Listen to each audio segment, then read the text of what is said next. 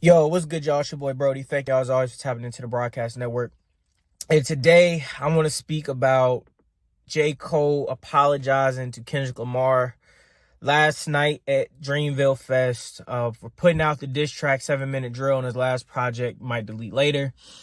And before I get into my whole point about this, because his apology really made me think after listening to the whole video.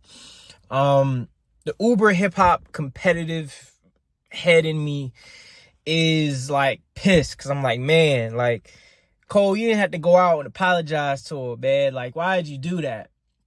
But then I sat and I listened to his whole speech about the whole situation and how it didn't sit right with his spirit that he was talking about his friend like that. You know what I'm saying? Going back and forth with his homie like that. And that resonated with me. It resonated with me a lot because I think oftentimes when we talk about spirituality and living through Christ, like one of the biggest things about Christ that I think a lot of us don't really talk about or think about a lot is the idea that he didn't seek revenge on people. Like, they put him on the cross and they beat him and they did all these things, but he didn't seek revenge on that. He kind of accepted that as this is how people feel. And in a lot of ways, I feel like J. Cole is kind of taking that same mantra and applying it to his music. You know, for a long time, there had always been little jabs back and forth between Drake and Kendrick. And Cole was kind of in the middle. He was that bystander in the middle that really didn't have a side. You know what I'm saying? He's homies with Kendrick. He's homies with Drake. And he never really had a side to choose. And then when Kendrick put out this disc, it kind of put J. Cole in a corner to where he had to pick a side. And he did. He picked a side and he regretted that. And I respect the honesty, the vulnerability. I respect his ability to come out in public and say, you know what, I have love for this brother. He may have said some things about me, and I said some things about him, but you know what, that doesn't mean that we have to engage in a battle. We don't have to go to war. We don't have to do these things. Let's just continue to show love for one another. Let's do it because it's not only just a spiritually the right thing to do, but it's the best thing to do for the culture, man. Instead of having black men going back and forth with one another, why don't we just come together and continue to make great music together, continue to be friends, continue to set an example going forward in the future for the young rappers out there that are, you know, that feel like they want to engage in beef with people. And truth be told, in all honesty, after really sitting back and thinking about it, I can respect that. Like, I might not agree with how he went about it, going, you know, publicly and doing this in the way in which he did, but I can respect that feeling. I can respect that thought. And I can respect him saying, you know what, Kendrick, you gave me a shot. I gave you a shot. Hey, you get one more shot at me. You know what I'm saying? I can truly respect that.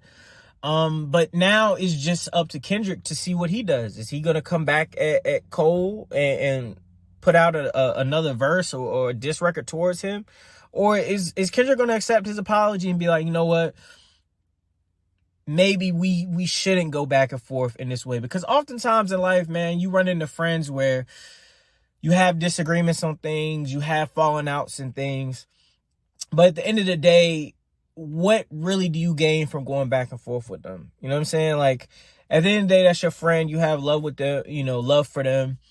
And what are you really doing by going back and forth? Like, sure, I mean, in the context of hip hop, you could be showing and proving who's the better rapper, and then who really wins? Who really wins that? You know what I'm saying? You know, lyrically going after your friend and that maybe takes them down a notch. You know what I'm saying? Like, or it could get to where y'all are end up talking about each other's families, you know, like, so all in all, with this whole J. Cole Kendrick thing, I respect J. Cole's decision to say, you know what, I don't want to engage in this type of thing with him.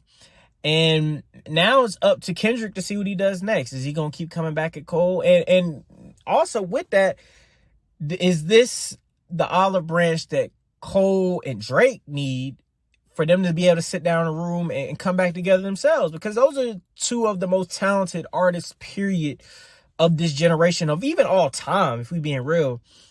And it's a shame that they haven't been able to come together and make more music. You know what I'm saying? Because they've only had, 2 songs together? And I really only consider it one in Poetic Justice because the interlude that Kendrick did on Take Care, that wasn't really a song that they did together. So J. Cole, respect your decision, brother, by backing out of this beef. And we just kind of have to see what happens next. So y'all let me know what y'all think in the comment section about all this. And it's been your boy Brody. Thank y'all as always. And I'll catch you later. Peace.